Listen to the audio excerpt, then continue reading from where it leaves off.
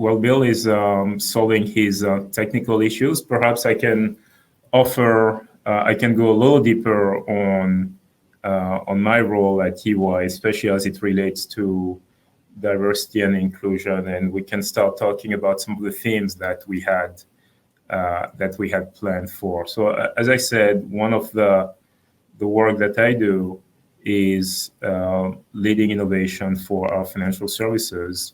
But more relevant and critical to that is the intersection with the different roles that I have on inclusion. For almost a year and a half now, I've had the privilege of serving on our leadership panel to oversee EY's commitment to its anti-racism across the Americas, whether it's the relationship that we have with universities, driving the digital divide, and so on. And one critical aspect of what we are doing there is making sure that we're not only doing and driving all these commitments to support society, our commitment to society in general, but also because ultimately, and as many business leaders have said that innovation is not just good for society, but it's good for business. So a lot of the work that we've done really intersects with our ability to support universities, to close the digital divide, to influence public policy, and that ultimately is going to have a positive impact on society and the business. I see Scott on. Scott, can you hear us okay? I can hear and see you just fine, David. Thank you. All right, very good. Well, I'm so glad you joined, because clearly the panel didn't come to listen to me. So I'm glad we got at least one panelist on. So Scott, why don't we start with you? And can you start maybe by giving a brief introduction on yourself, your role, particularly as it relates to innovation and inclusion? Yeah, thanks, David. So by way of introduction, I'm Scott Dufour. I'm a global CIO for FLEETCOR, based here in Atlanta, Georgia. And I also serve as co-chairman of our Diversity and Inclusion Council for North America. And just for the folks in the audience, the way FLEETCOR is a global company, and we've structured our program such that we have committees for each of our different geographies and chairmen for each of those committees, as well as a global group that kind of oversees the different the collection of regional groups, just to share best practices and some of the learnings we're getting from each of our groups. Excellent. Well, welcome to the panel. It looks like Bill still has some technical difficulties, so we'll keep the discussion. We'll get the discussion started with you. So I'm an engineer by training, and so as such, I think very much in terms of input and output. So when I was asked to facilitate this panel discussion about how inclusion drives innovation, I thought it would be really important to start defining the inputs and the outputs. So my first question to you, Scott, is, I would like to maybe hear your definition of innovation, and based on that definition, how does inclusion play a role into driving innovation and driving broader business success? Well, you and I are brothers in engineering, David. I started as an engineer as well, so I tend to go towards studies and facts and data. And interesting is I took on the chairperson. There was an interesting article in Forbes that I thought related to this discussion, which it focused on studying somewhere around 1,700, maybe 2,000 different companies, and they found that companies with a greater level of diversity amongst their leadership actually drove a greater percentage of the revenue through innovation than companies that did not. right? So there were facts that kind of led me to, yeah, this is important, right? As we've gone down the fact, innovation, oftentimes I think people tend to overstate what innovation is. It's not about inventing the next iPhone, right? When I think about innovation, I think it's about all the smaller ideas and all the smaller improvements that help you be better as a company, all right? Whether that your back office and facilitating support for the company, or the front, you're on the front line driving revenue and customer projects. So one of the things I've always found through my leadership is, the importance of the team and having everyone contribute. And so when I look at innovation, I look at how do I get everyone to contribute to our objectives. And it's part of our diversity and inclusion program. A large part of our focus is having everyone bring their true self to work, right? Because when people can bring their true self to work and feel comfortable in doing that, and feeling that there's a culture, an environment that allows them to do that, they're able to contribute more. Now, ways we can measure it, very difficult things to measure. You can certainly do the walk around by management and talk to people, and you can walk the walk and talk the talk. But oftentimes we'll just look at old-fashioned employee engagement surveys and see how engaged our employees are, right? If we can find that one, we're driving diversity through our hiring practices and our promotional practices, and on top of that we're driving employee engagement, that's a good measure, right, to start to say, are we achieving our goals? Excellent. This is really insightful. You said a few things that I really enjoyed hearing. One is, how do we become better as a company? And by that, of course, I assume you meant, from a people perspective, but also from business. And you touched the point that I think we've said often when it comes to diversity and inclusion, which is, how do we get everyone to contribute, right?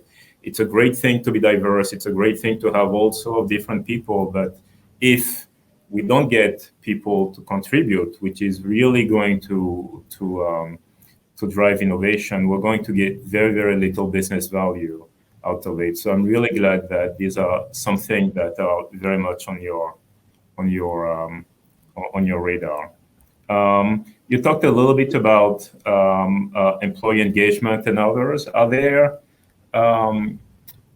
other metrics that you are tracking, whether within your organization or as part of the Diversity Council, that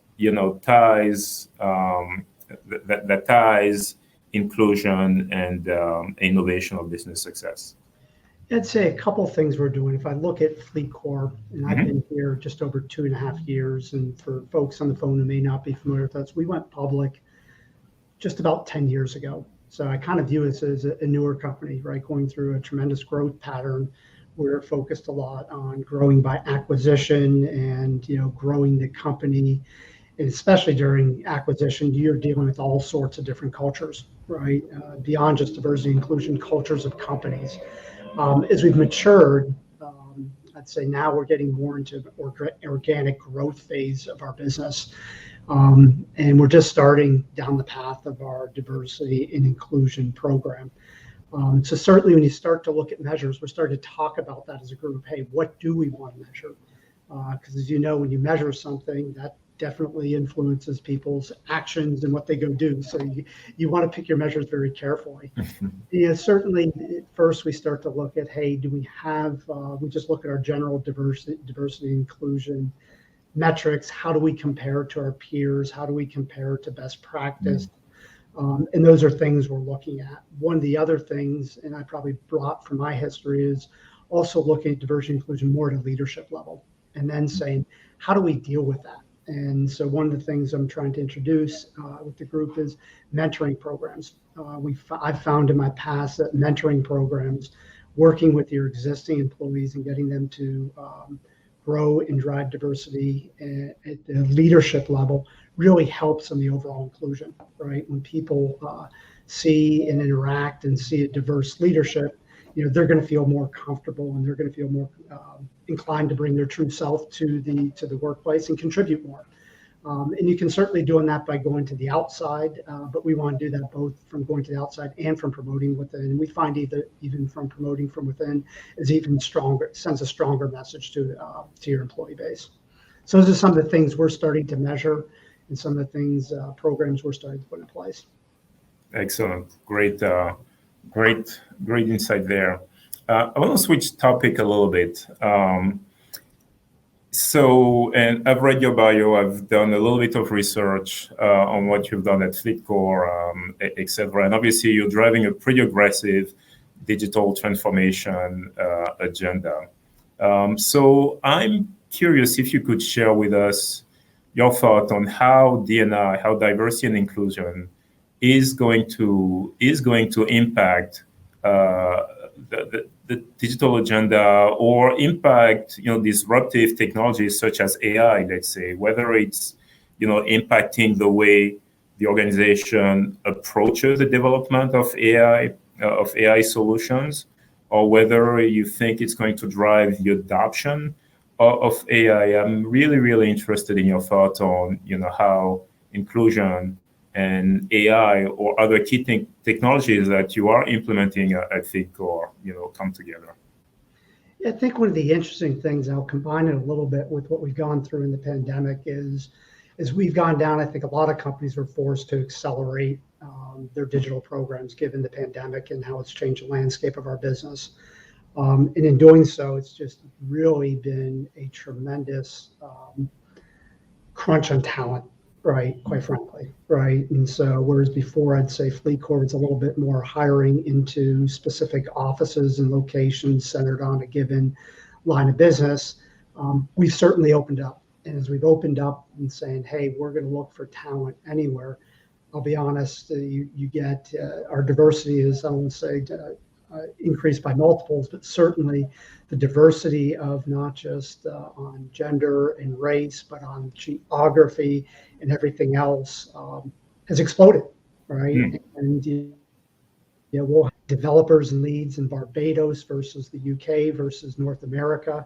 And I found that through that process, it's really been about people, breaking down from we're all in the same office, it's all the same people, to they're used to diverse workforce, right? And used to geographically diverse workforce and a diverse workforce based on other factors as well. So I'd say really just the need to move quickly and the need to do that is kind of created that sense of, hey, we've got to go do this. There's an impending, the business landscape's changing. And oftentimes there's nothing like a big challenge or anything else to break down a lot of the barriers, right? And some of them aren't, they're just personal barriers we have, or just intrinsic barriers that, that challenge and that stress and that problem has helped us break that down. And that's really helped drive some of that innovation, right? And, stats, if I look at things in our North America business, we increased our digital sales by about tenfold over the past 12 months, right? I consider that innovation, right? When you're able to take a sales process that's traditionally been much more outbound sales or field sales and push it through a digital channel, right? By developing, different marketing programs, different technologies, and the like, that's innovation. And we've done that with a collection of a lot of new talent, existing talent, and very diverse talent. So I think, to drive innovation, certainly diversity, but to have a key problem that you can point a team to, that's a great urgency to your business, helps drive that as well and break down a lot of barriers. Excellent. Thanks. Hey, Bill, can you hear us okay now? Yeah, I can hear you fine. Can you hear me? Very good. We can hear you. I will resist the irony of having technical difficulties impacting this particular channel. And Bill, let's go back to you. Could you briefly introduce yourself, your role or your roles, and how they impact the panel, the topic of the panel, which is inclusion and innovation?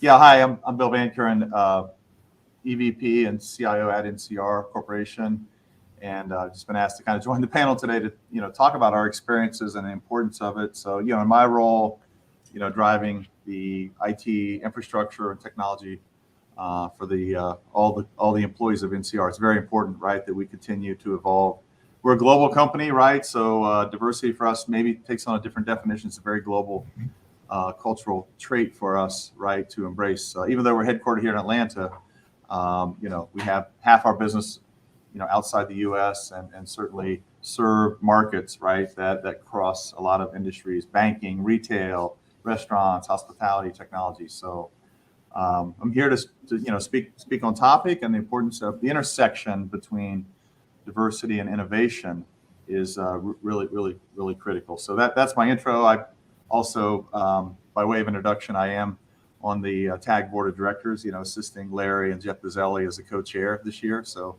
very supportive of all the efforts that TAG and the member companies are taking on, particularly in this area of diversity and equity and inclusion. Excellent. Well, Bill, thank you. We've heard Scott talk a lot about metrics, and as you joined, he was talking about the crunch for talent and how the crisis has really impacted how diversity of talent and the challenge, but also opportunity that the crisis brought to us is going to impact the way organization innovate. So maybe you can continue on that theme, and really interested to hear from you. How has the recent crisis, let's say, impacted your ability to source, to build, to engage diverse talent within your technology organization? No, I was actually able to hear. I couldn't, you couldn't see my face, and I couldn't speak. So I heard much of what Scott said, which I totally agree with. I want to say that right up front. He's on point with a lot of the things that I was going to speak to. So I don't want to repeat everything Scott said, but on that particular point, certainly, I think in my experience, right, I've been in this role a long, long time. I've been in IT close to 40 years. I've been the CIO over 10 years. I have observed in my experience that the most diverse teams are also the most high-performing teams. I've observed that, whether it be at management levels, that's true. At individual contributor team levels, I think that's also true. It's been reinforced in my career many, many times. and I think it's, as I said, the diversity of thoughts, the diversity of opinions is really important when you're designing a solution. Let's say you're in technology and you need to consider all the potential users or consumers of what you're building, what you're testing, how you're going to go to market. How do you decide what the end markets are? How do you decide where to pilot, prototype, and engage? Particularly in this really rapid technology, agile development methods, where it's really important to have continuous feedback. Well, who do you get that feedback from? Right. So I think that all the way through the development build cycle for technology, evolving and delivering, it's not just having like one team at the end of the chain being diverse. It has to be the whole value chain, I think, to get those perspectives. I think your specific question was in this hot market, right, where employees are deciding who they want to work for. There's, we have the one aspect of, can I work virtual? Do I have to be in the office? So that's highly competitive in the tech sector, right? Recent Gartner surveys indicate, technology employees are 10 to 15% more likely to demand a virtual work environment. So that actually opens the door. Like in the past, if you were constrained, if you lived in a geography where you couldn't get the global diversity you needed, the virtual workforce actually opens that door, right? It breaks down the barriers, and you cannot use that as an excuse now. If you need to be more diverse in terms of how you maybe measure that. That's another topic, I think, is how do we measure DEI, diversity, equity, inclusion? How do you measure that? But let's assume that you figured out that you need more diversity. How do you obtain that talent? There's many ways. I mean, we even here in Atlanta, we use a couple providers that actually help us onboard. I'll say the underserved or less likely to have that luxury of a 4-year degree, and maybe give us more diverse talent. And we do measure. Within my IT organization, we measure. For example, I've got 20% of the leadership of the organization is female, right? Over a third of our population identifies themselves as an underrepresented minority. Conversely, 60% of our employees identify themselves as not Anglo-Saxon. So there are ways to measure this. I'm throwing out real numbers just for my organization, but I think it's much more than that. I think it's in our case, we realized we needed to change the culture to be more global and inclusive. So we created what's called a culture council. They advise me directly, right? So it's a functional team made up of representatives from various organizations, departments. Some are in Atlanta, some are in California, some are in the Midwest, some are in India, et cetera. So I depend on that culture council to advise me on how things are working, right? Are we embracing the communities outside of the company, particularly in Metro Atlanta? So those are some of the things that we're doing, I'll say, are anecdotal, and some are measurable quantitative things that we're doing to embrace that talent. I'll stop there. No, that's great. That was awesome. And we're supposed to close at 12:25. We have a 5-minute extension, which is great. So perhaps I can ask you, Scott and Bill, in a couple of closing statements, maybe some recommendations for the audience here. I think there are a number of executives joining, listening to this. So we often say that unlike IT project, actually, diversity inclusion doesn't have an end date, right? There is not a line that you cross and you plant the flag and you claim victory. So what would be your recommendation for executives listening today to keep the momentum going on inclusion and innovation, for that matter, to strive to continue to strive to better business outcome? How do we sustain the energy if we don't have that big milestone that we can all celebrate and tap each other on the shoulder? Scott, can you go first? I believe you're on mute. Sorry about that. I can't help but use an analogy, right? In IT, it's like cybersecurity. Everyone wants to think it's a project, it's someone else's responsibility. In security, I have to stress with whether it's our development, our infrastructure, our change management, our project management, it's part of what we do, right? So fundamentally, diversity and inclusion needs just to become part of what you do. To your point, it's no longer a project, right? It's part of, the culture of the company. It's inherently, in your policies, in your practices, whether it's your interviewing practices or whether it's your promotional practices, right? And you need to get there. You obviously a lot of times need a project to get that jump started, just like anything else. You need to have a problem statement. You need to have a benefit statement. You need to have the measures around it, and you need to show people the proof that it's working. But eventually it has to just become part of what you do, right? And that requires, obviously, tight leadership and engagement with your HR groups and with your senior management and leadership to walk the walk and talk the talk. And David, one last thing, it was funny as I heard Bill talking, even yourself, one analogy when I was getting my MBA, when people try to say, well, why is diversity and inclusion important? Bill talked about the value of having different perspectives. And one simple analogy that stuck with me out of my MBA, more than one thing stuck with me, but this is one relative to here was, if you think about if you're standing outside a house and you're trying to get a sense of what the inside looks like, you as a person can really only look through one window, right? And you're only going to have one perspective of what that house looks like, right? If you include other people standing all the way around the house through the other windows, you can get a much more complete picture, right? And so that's what I always kind of used to, why is it important to get different perspectives and to have different people with different beliefs and cultures involved, right? Because I think it really gives you a better holistic view of what you're trying to accomplish and what you're trying to do. With that, I'll give it over to Bill. Excellent. Bill, how do we sustain momentum? Yeah, I agree. It's not a project with a beginning and an end.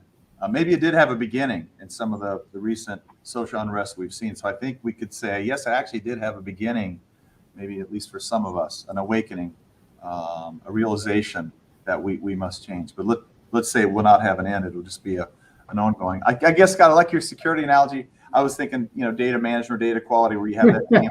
That's not a problem. You're just always improving your data quality as a CIO, right? So what I would say is it's, top of the house stuff, right? It's, you have strategy, mission, values, objectives. If you work for a company who has that sort of pyramid, I think we do here at NCR. So what I've seen change here in the past couple of years is we've actually inserted it. There's it's a priority at the board of directors. It's a priority for the CEO. We've established councils to represent the different minority interests. And then in my case, we used to have an objective that said, support empowered employees with teamwork and collaboration. Well, we added to that the word inclusion, and that was actually inserted by somebody who was on the DEI teams. And again, we have oversights. We have these blind spots, right? This what do they call it? Unbiased conscience that doesn't recognize. And then somebody says, hey, you need to have inclusion in there. And I'm like, you're right.